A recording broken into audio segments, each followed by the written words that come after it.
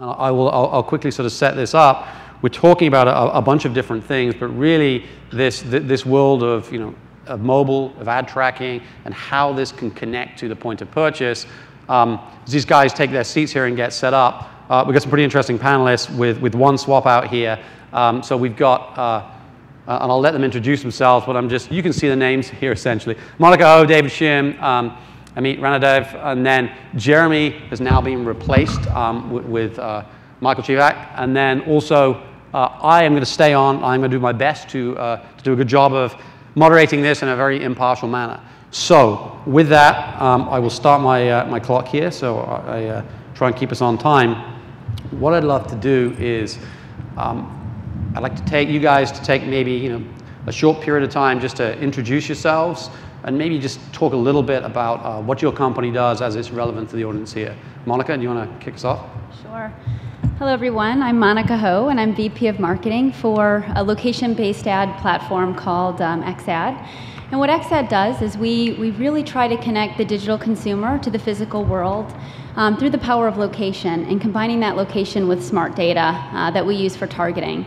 And we do that in two ways. We can target consumers based on their proximity to locations, and we also do that based on audiences data as well. And I'll go ahead and pass it on. Great. Just keep it brief. Hi, I'm Matthew Shevak. I'm sitting in for Jeremy, who apologizes he was sick today. Retailigence is a 4-year-old company. We're based here in Rapid City. We operate an online to offline marketing platform that focuses on aggregating data from retailers about what products are available in your local store. We make this available for two primary use cases. One is for ads, where we use the data to drive enhanced targeting and customization of ads to show the ad for the product that's nearby. The other is for search, where we have application developers who use our API to pull search results for users who are searching for what product is nearby. Maybe they're in a store, in a showrooming event, and looking for another store to purchase. It could be variable things like that. David Shim, founder and CEO of Placed. We're a location insights company. We have a panel that measures about last count was 115 million locations on a daily basis from an opt-in panel. We use that data to power 3 different services. The first is Placed Insights, which is a rating service for the physical world. So think of it like Nielsen or ComScore, but instead of TV or online, we tell you where people are in the physical world. Second is Placed Attribution. We work with companies like XAD to actually go in and say ad exposure to in-store. And the third is Placed Targeting, which is focused around behavioral targeting for the physical world. Because someone goes to one place, they become more likely to go to another. Hi everyone, my name is Amit Ranadev, and I'm a Director of Product Management at Twitter. My focus at Twitter is on building measurement products. So one of the things that we have introduced recently is a product called Offline Sales Impact, which I'll be talking about a little bit. It's our way of trying to show a link between ad exposure and engagement on Twitter to offline sales. Great, good stuff. So I think it's pretty interesting set of panelists here. What we're going to do is we're going to talk about sort of 3 different topics, 3 different sections that are all interlinked. And the first one is going to be around this construct of measuring. Doesn't have to be mobile, but I think we'll end up talking mostly about mobile, measuring digital advertising to in-store visits and ROI. And secondly, we're going to talk about sort of the impact of the indoor marketing and positioning space on this. And then thirdly, we're going to talk about bigger picture as all of this offline data comes gel with online data and all these mechanisms, where does this take us? So with that, I wanted to start with David because I know Placed has pretty interesting methodology for understanding how offline behavior can lead to in-store visits and other things. What do you tell us in terms of how you think about your methodology, your platform, your approach for measuring in-store visitation? I'd love to go in a little bit more depth about that. Yeah, so with the panel-based approach, one is it's a very clear opt-in, and I think you'll hear this, you've seen it already, it's about the value exchange. Is a user willing to trade their location data for X? And for us, we actually give them cash, so they can either donate it, use it to get gift cards, et cetera. So there's that clear value exchange where they're opting in to share that data. The next step is because they're opting in, we can actually get to a higher level of fidelity in terms of what they're doing in the physical world. So we measure about 1,000 locations per panelist per day. And that's just latitude and longitude pairs where we can see GPS, Wi-Fi, cell phone, et cetera. And the reason why we're able to do that is they've opted in. They're okay with seeing the battery drain anywhere from 5 to 10% because they understand that they're getting something in return. So we take that data, we model it, and then we infer where are they in the physical world. And again, going back to the panel approach, we validate our models on a daily basis. So we can actually push out a set of questions to our panelists and ask them, where were you at Tuesday at 4 p.m.? And we'll list 6 businesses. 4 of those will be the highest probability businesses out there. 2 will actually be fake answers, so we can actually weed out those liars. And then 1 is kind of none of the above or skip. So really, we're constantly training our models against this ground truth that we're able to get from our panel. Great, excellent. So I know, Monica, XAD, amongst other approaches, you leverage David's companies and his technology. It'd be great to maybe hear about some examples, some case studies, what's worked, what's not worked with this construct of trying to tie mobile advertising spend to in-store visits and ROI. Sure, and Duncan, you talked a little bit about this. I mean, we're leveraging David's panel because we really feel like that measurement of tying in-store visitation to a mobile ad exposure is so important to proving out the value of targeted ads. And today, a lot of our advertisers are still stuck on the CTR metric, and in mobile, that's just not a really good metric to measure the value. So we've partnered with Placed and another panel provider. We believe strongly in the panel methodology because of the privacy compliance issue. The panels are triple opt-in typically, so the consumers know that they're sharing the data. We also like the fact that when we're looking at data from the panel, it's one-to-one information. So when I'm telling a customer that their ads drove X percentage of store traffic, I know that that's actually occurred based on not just looking at what the ad impression had driven, but because David is actually measuring these locations and this visitation happening all the time, we're actually able to see a real lift. And then we can actually look at the demographic, very similar to what Duncan showed, but again, it's based on the panel, the real panel, and seeing the demographic data. One of the interesting things about the demographics that David has been able to share with us is we've got a lot of advertisers that are looking to target a certain audience, and we had one in particular. It was a yogurt chain, Pinkberry, and this is a customer of ours. We've done a case study with them. And Pinkberry was really excited about targeting their consumers that were near their store, and they had a very specific customer in mind. And they were looking for this health-conscious consumer. So we ran an ad campaign, it did really well. And then when we looked at some of David's analytics, what was really interesting was that their best consumer, the person that really responded to the ads and were coming in store, it wasn't really the health-conscious consumer, it was really your frequent fast foodie. So being able to look at that kind of data and not only show a metric like in-store visitation, but to give that type of data back to that consumer that can then help with other campaigns was really powerful. No, that makes total sense. So one of the things that we talked about here is this construct of using location, and another obvious way is using physical purchase data. So I know one of the things that Twitter has announced recently is a partnership or a couple of partnerships with companies that aggregate and can match purchase data, and I think that's maybe one of the ways that Twitter is tying their advertising clients to ROI through purchase data. Could you talk a little bit about that? Sure. So we're trying to solve the problem of how do you tie ad exposure to in-store sales. And we recently announced a partnership with Retailigence, who I'm sure many of you are familiar with. They're a research firm that specializes in measuring the offline impact of online ads.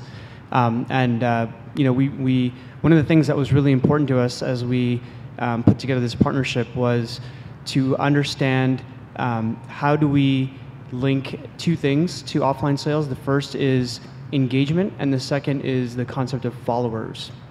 So we worked with Retailigence to understand their methodology. Their methodology is to basically establish groups of control and exposed users, and then at the aggregate level, look at the differences in purchase behavior between those 2 groups. With respect to engagement, the reason why that's important to us is that we really see monetization as being very native to the consumer experience. And as an example, we don't actually, we only want to show an ad to a user if we think it's going to be valuable for them. As a result of that, we see pretty high engagement rates with our ads on our platform on the order of 1 to 3%. And we think that's really good for both users and for advertisers. But because of that model, it's really important for us to be able to show how does an engagement drive an in-store purchase. And so working with Retailigence, we ran an analysis across 35 different CPG brands. And what we found was that on average, users that engaged with promoted tweets, they bought more products from those brands in store, which led to a sales lift of 12% on average across these different brands. That was encouraging news for our advertisers, but they're also interested in, well, what does it mean for followers that we have? One of the ad units that we offer on Twitter is promoted accounts. This is a way for brands to build their follower base. And once they've acquired followers, they can then tweet to them organically over time. So one of the things we wanted to understand was, what's the impact of organic tweets, and what's the link between those and offline sales? So using that same analysis of across 35 different CPG brands, Retailigence was able to find that when users were exposed to a brand's organic tweets, they bought more products in store. They actually led to an 8% sales lift from just being exposed to organic tweets. And that sales lift actually went up by 3x if users were exposed multiple times, if they saw more than 5 tweets during the period of measurement. The other thing that we saw was that users who are followers of a brand, when they're exposed to promoted tweets, that actually has a multiplicative effect. So a user who is a follower then sees a promoted tweet from a brand, that led to a 29% increase in sales as measured by this methodology. So we shared a lot of these results with clients and got a lot of good feedback. Some of the things that they liked about it were that we were able to show the impact on actual sales, not just bringing people into the store, but what does it mean from a sales standpoint.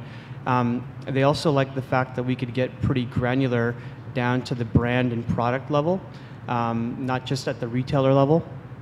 And then finally, there were a few opportunities for improvement that we saw kind of going through this process. I'd say one of the most important ones is that anytime you're pulling this kind of data and then doing analysis, it takes time and resources. And so this type of measurement is not as real time as what you'd see for other types of measurement, like online conversion tracking.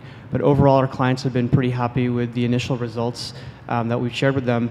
One of our brands, Mondelez, has talked publicly about how they've seen a 10% lift in sales of Oreo as a result of working with Twitter and our ads products. Great, excellent. So Michael, Retailigence, you guys have a pretty interesting set of products you touched on. How do you think about in-store ROI for your customers and partners? Thank you, Duncan. So we work very closely with retailers to, at this point, aggregate data which we make available. And a primary use case for a brand, which typically may not have a location element to it if they don't have a store, would be to activate their campaigns for a certain product at locations where their product is available. But that being said, we haven't been able to follow the consumer beyond the click and the engagements and the ads. Now we are, to the point what Monica said, very focused beyond the click rate, looking at engagement metrics such as what % are clicking to call the store or get maps or directions to the store. And our ad units are pulling in the closest store location with a map, a picture of that product is available, and letting the user interact and to some extent explore how they want to purchase and engage. But what we're moving towards next and what we're very excited about is actually enabling a reservation and pickup with sets of retailers that we will be building out a solution for, as well as hooking into other retailers that already have systems for either reserving a product or perhaps ordering a product online from your phone to have delivered later. And so once we have that at scale, which we don't now, we're just launching it, we will be able to take a brand and for a statistically significant portion of an ad campaign, be able to surface what % of consumers have responded to that ad, put an item on hold, and actually continued the journey to the store to pick that item up and pay for it. And we do feel that that's a fairly frictionless alternative. The way we're implementing it just requires an email address so that we can communicate to you on an ongoing basis about whether or not that item is in stock, but we're not looking for your credit card or any kind of detailed information while you're actually on your mobile phone. Great. So one of the things we were just talking about as a quick segue before was this idea of, we hear a lot about geo-conquesting, this concept that if you have a store, you have a car lot, and now these people are realizing, hey, there's people on their devices there, and we got to own that. We've got to own that space. And the same, I think, is sort of true in terms of slightly different, but indoor marketing.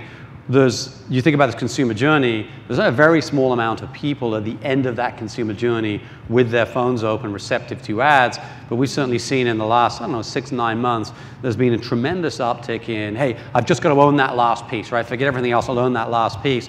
And just throw it open to the panel. This concept of geo-conquesting, in which I would include sort of indoor as well, where do you guys see that going, right? With $400 CPMs, I mean, what? Is that unscalable? Is it just something that's being used as blunt instruments now? For anybody, what are your thoughts around that sort of paradigm right now? So I'll start there. XAD is one of the ad platforms that uses geo-conquesting. And I actually think you're absolutely right, Duncan. I mean, I don't think geo-conquesting is the only type of targeting approach that a marketer should take. I think it's a good approach, and it should be something that you add on to a broader campaign. Geo-conquesting is great, it can be very effective, but I don't think it's the only type of targeting, to your point. Duncan, I think sometimes when you're talking, depending on the campaign, we have a lot of advertisers that come to us, similar situation where they say, I just want to own anybody that drives into my competitor's lot. That when they get, within a mile or even a half mile or even feet of a store, I want to be able to serve my ad, and that's all I want to do. And I think what happens a lot is you're going to run into scale issues, especially if you're talking about one market or just a handful of markets. You're not going to be able to have a ton of people that are just in that finite area that's going to see your ad. And again, just targeting by location, I think is it's one component of an ad campaign. I think when you combine location with data, some of the data that we were talking about, Retailigence has actual keyword searches that are happening in the store, or you have audiences data from other sources. I think that's when it gets really interesting. So Amit, do you ever see a world whereby, now Twitter owns an exchange and is going to append potentially a lot of data to ad impressions? Clearly the native Twitter client on smartphones captures location. Do you foresee near future or long future whereby Twitter might say, hey, we have a ton of ad impressions with location, we would like to now make those locations as an element, as a schema that marketers can target to as well? So I can't talk too much about our future plans right now in that area, but one thing that I just was thinking about as you were talking, Monica, is that we are actually encouraging our brands to think about location in general as just kind of one element of the mix as far as how do you actually provide the most value to consumers and drive that high engagement. What we talk about is this concept of target moments as opposed to target segments. And when we say target moments, what that means is this intersection of the user, the place, the time, and the content. And I think that's one of the things that we believe very strongly in, is that the content has to be compelling. If you just rely on one element, like let's say you're only banking on the location as sort of the primary way to drive relevance, you may be missing out on an opportunity to actually reach someone with effective content. And what we've seen is that when you have that right combination of user, place, time, and content, that's what results in the really high engagement rates that we see. And we've also shown that high engagement leads to in-store sales. And content doesn't necessarily just have to be limited to deals and coupons. If you look at food brands, for example, they've been really good over the years about using all types of content to reach their audience. They use celebrity endorsements, they use games, they use all kinds of things. They use recipe suggestions, all these ideas of content. So I think just limiting it to this discussion of location as the primary signal, I think we may be missing an opportunity. Interesting. So Michael, so if you think about this second topic, right? So this idea, and I touched on it in the previous presentation about the fact that you got a lot of data and a lot of data on on users and audiences and devices, and in-store is this final frontier, if you like, and I know this isn't a completely accurate representation. Do you take that construct and you say, imagine you could connect in-store to everything else? I mean, how would you think about what would be really meaningful to do there? Is it cross-selling, upselling? What would that enable you to do if you could have your hooks into that in-store marketing, in-store navigation system as well? Well, I think going back also to something you showed in your presentation, the prior context I think is extremely important. But with a few simple data points, such as the prior context, maybe some past interaction with that store, and knowing the inventory that's available in that store and a current location, you could make some quite intelligent cross-sell, upsell type recommendations. What we're seeing now is that most of the retailers are somewhat exploring this, but brands haven't really even started to think about how could they think of looking at other behavior across either other parts of their brand, if it's a big diversified brand company, or competing brands to understand what prior behavior or product mix may make up a good opportunity for someone to deliver. And I think to the point of the content matching, really taking that combination of location, time, and what actual product or offer or content would be most relevant then. And it may not be leading to a purchase then, it may lead to a purchase or a visit later. So what do you guys think, right? We've heard a lot about there's so much retail data now, right? And there's many of these companies here have hooked into the retailers' data themselves, so they have that data sometimes in almost real time. Now you have these in-store systems. So and you think about iBeacons, right? We couldn't get through a panel without talking about that. There's and obviously the M7 chip on devices, and there's all sorts of magical new ways now to make better indoor marketing positioning. So what do you think about that topic then? If we hook this up, how does that change the way that we think about advertising digitally or marketing? What does it change in terms of our understanding of CTR? If you're thinking about people buying physical products and you now have that visibility right down to the aisle and the SKU level, what are your guys' thoughts there?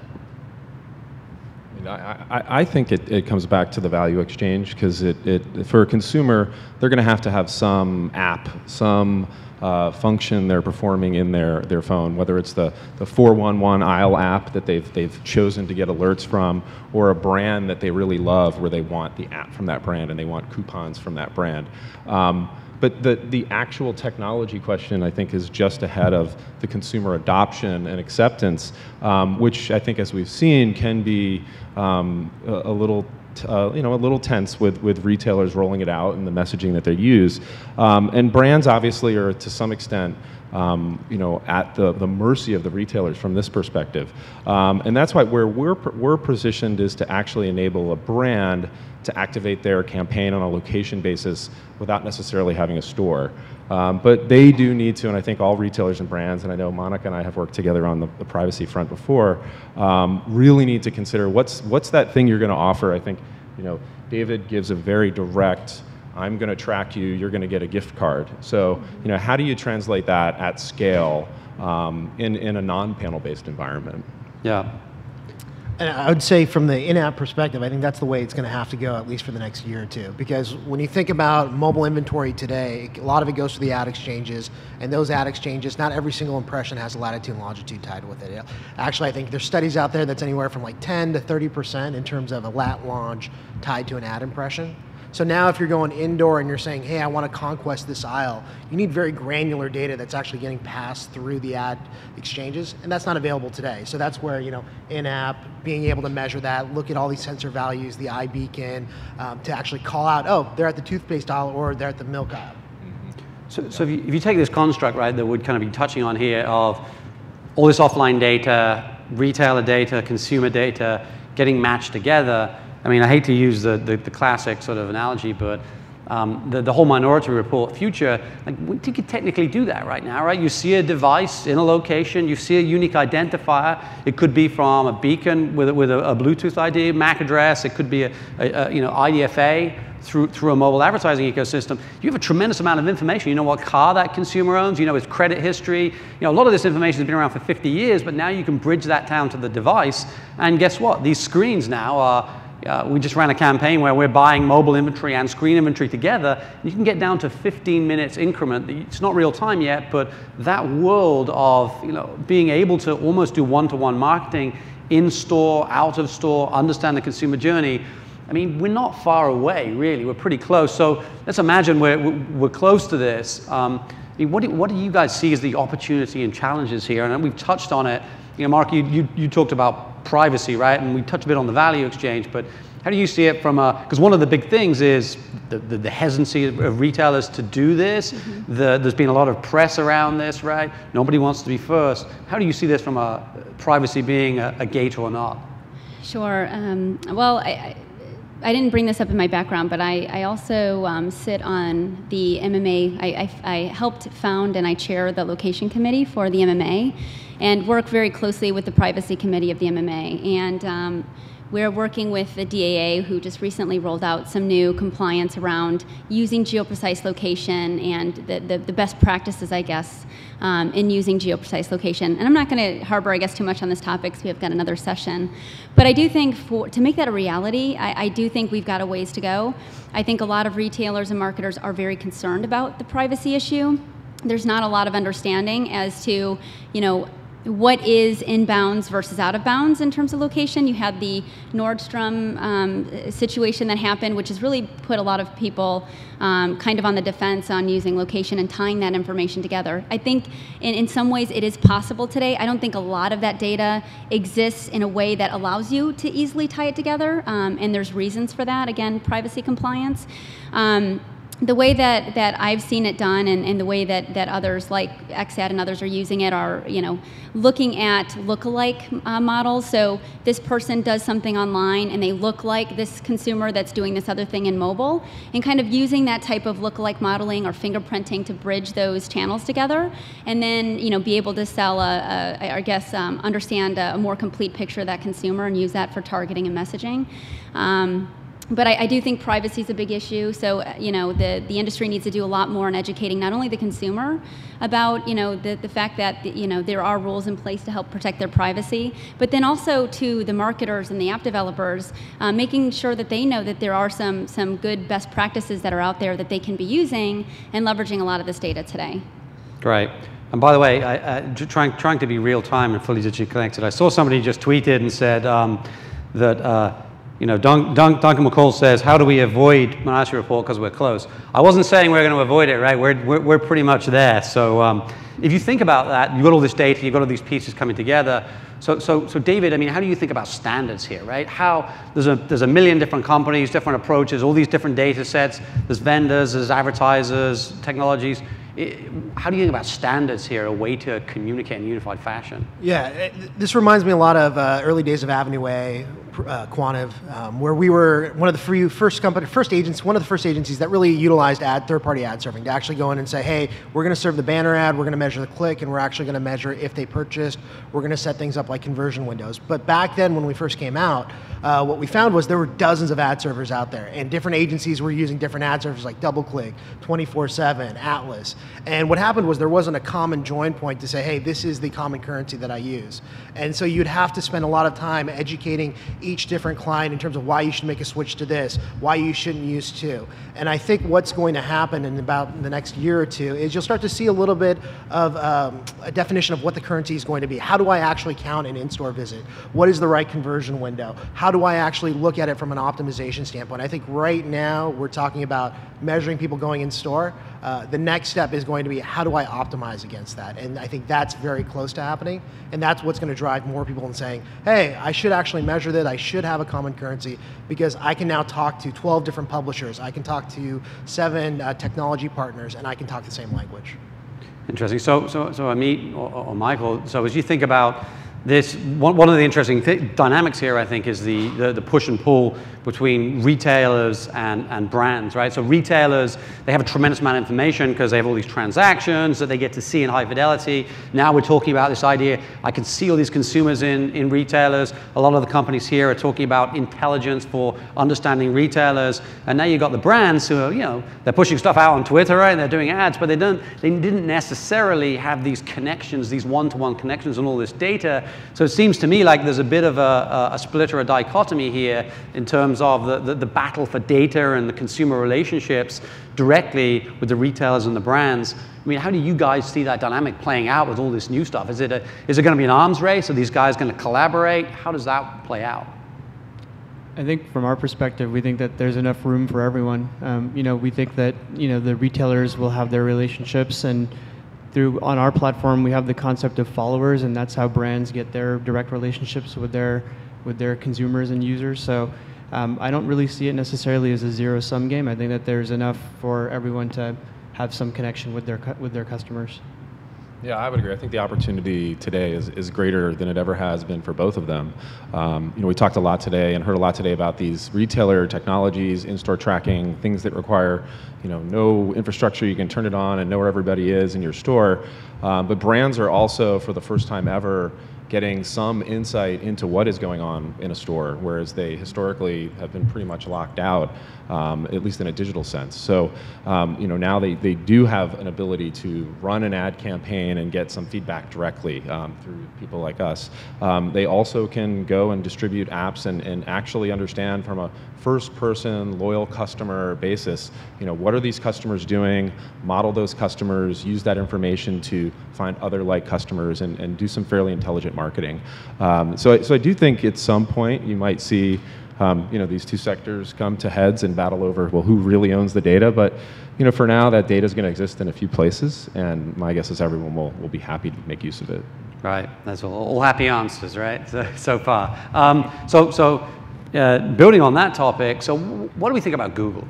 So I'll throw this open, right? So you look at Google, who have been thinking passionately about in store for a long time. They have a set of amazing assets. They obviously have GPS-based sort of outdoor navigation. They have, everybody knows, right? They have a ton of different assets. People are worried about them owning the digital as well as the physical space, and they've done that successfully in terms of look at mapping, right? Just in general, moved into mapping not that long ago and just did an amazingly good job of changing the entire face of the industry worldwide.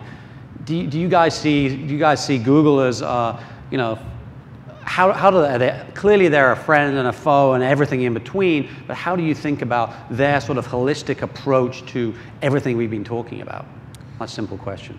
I'll go first. I mean, my view is that they've really done I think they're a really good example of what marketers and brands should be looking at. I think what Google has done best is they've always cared about that consumer experience and that consumer value first. And I think that reflects in a lot of the products and the things that they're doing. And one of the examples that the panel we were talking about before is Google has been tracking us for years. I mean, they started with, basically following you across their different products with like a single sign-on, and then they brought on personalized search. And then now they're rolling out something that they call total conversions. And a piece of that is where they're actually tracking consumers and what they're doing in the physical world. Did they go in store? So a methodology very similar to what Place does. And you don't hear a lot of people getting concerned about that and, oh, Google's tracking me. I think in the early days you heard a little bit about that, but consumers actually see the value in why Google is looking for that information and they're making that experience better. So I think that's going to help the industry as a whole. And I think the total conversion rollout, I think it's really interesting because I think a lot of us in the ad space, we hate that word CTR because, especially for mobile ads, it's not a great measurement, as I said. And Google going to a measurement that looks at total conversions, and a piece of that is in-store traffic or in-store visitation, I think is really important. And it really kind of justifies a lot of what this panel's been doing. So, what do you guys think about Google? Anything highly controversial to say? I mean, I think clearly Google's taking some arrows for privacy, but if you think back, I mean, a lot of it's outside in the EU where privacy is very stringent. But if you look back, I guess it was maybe last March, I can't remember, when Google linked all their privacy policies and put this nice little lipstick on top of it. I think we all knew what that was about, right?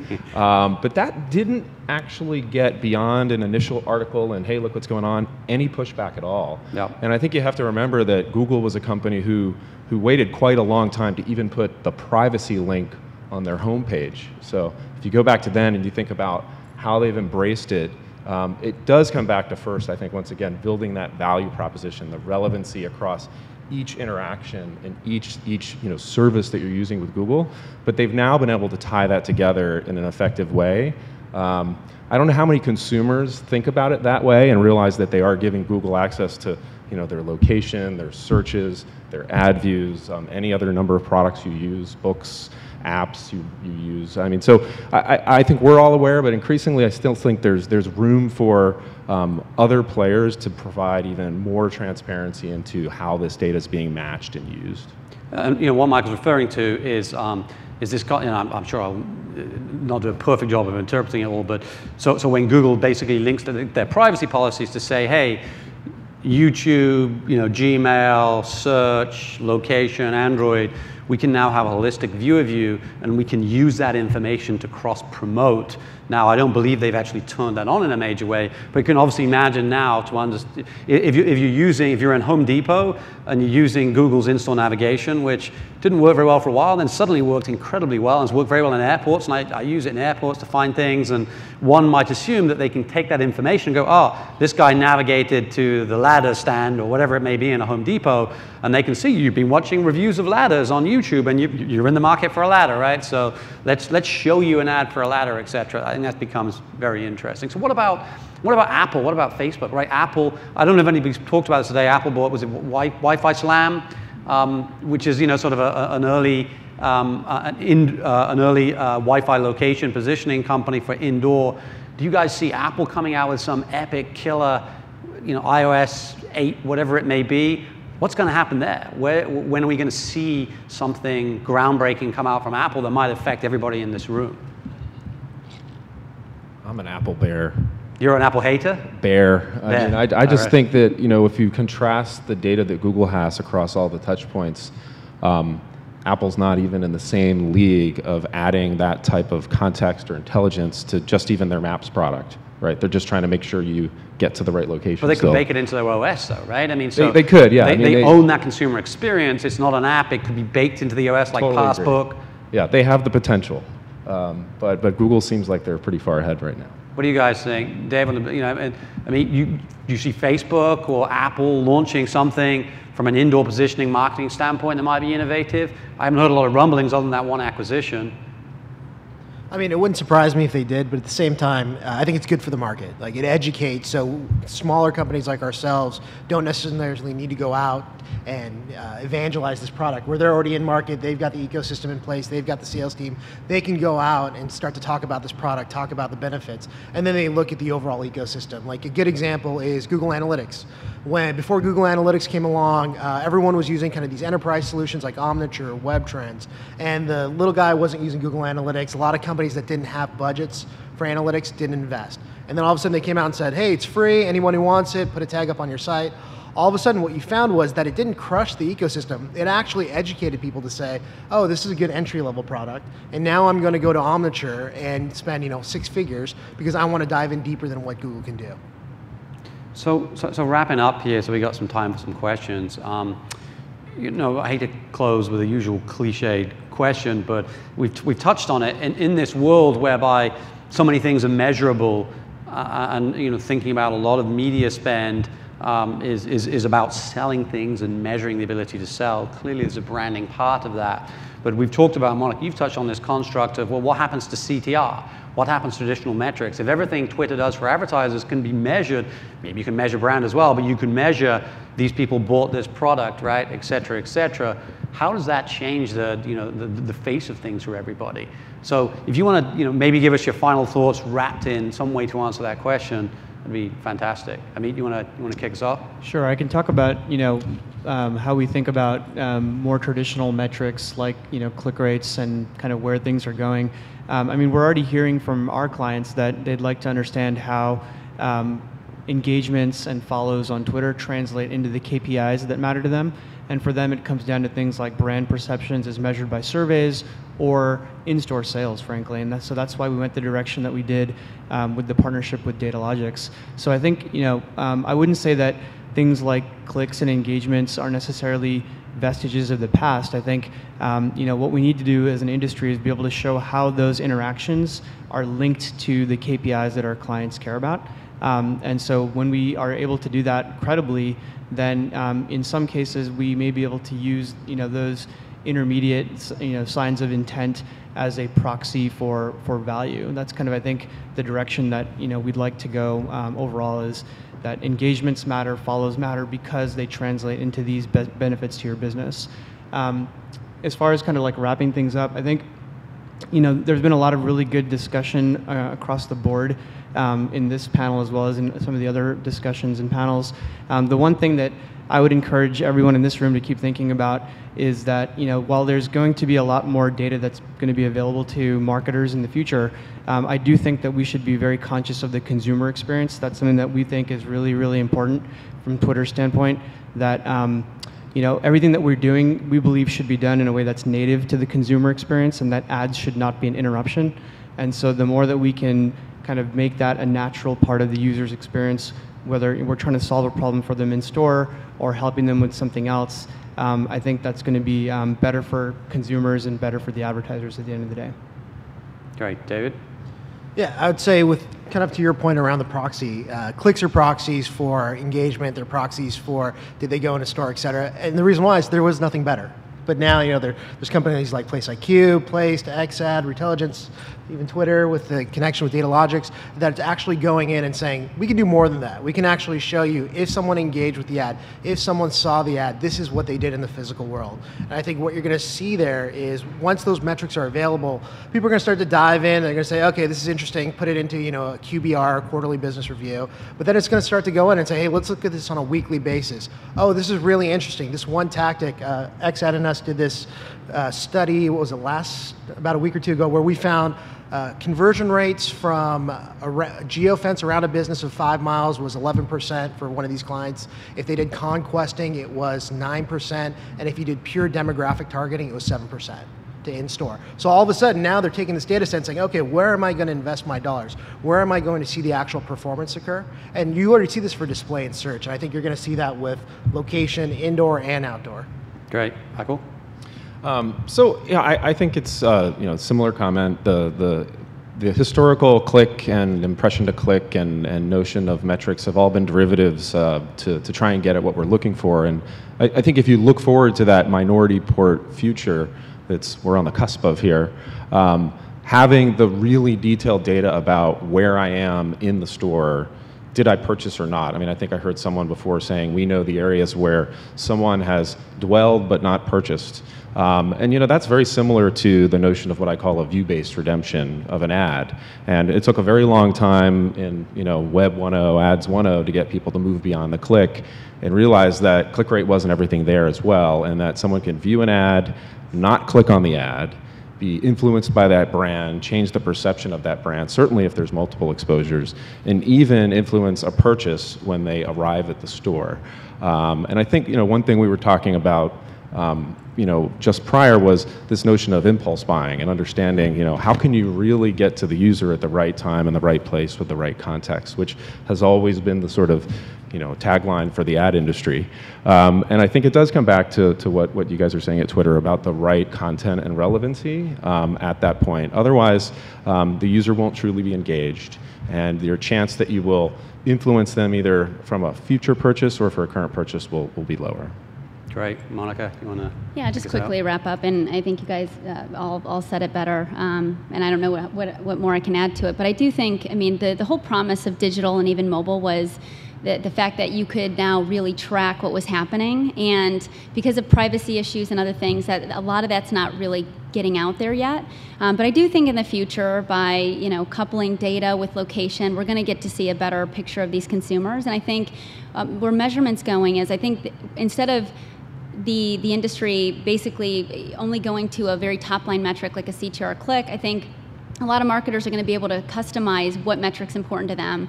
I think that was mentioned before. Like maybe for one retailer, it's how many maps and drives came into the store, or drove people to the store. For another, maybe it's calls. I mean, I think those metrics are going to be different for each retailer and marketer.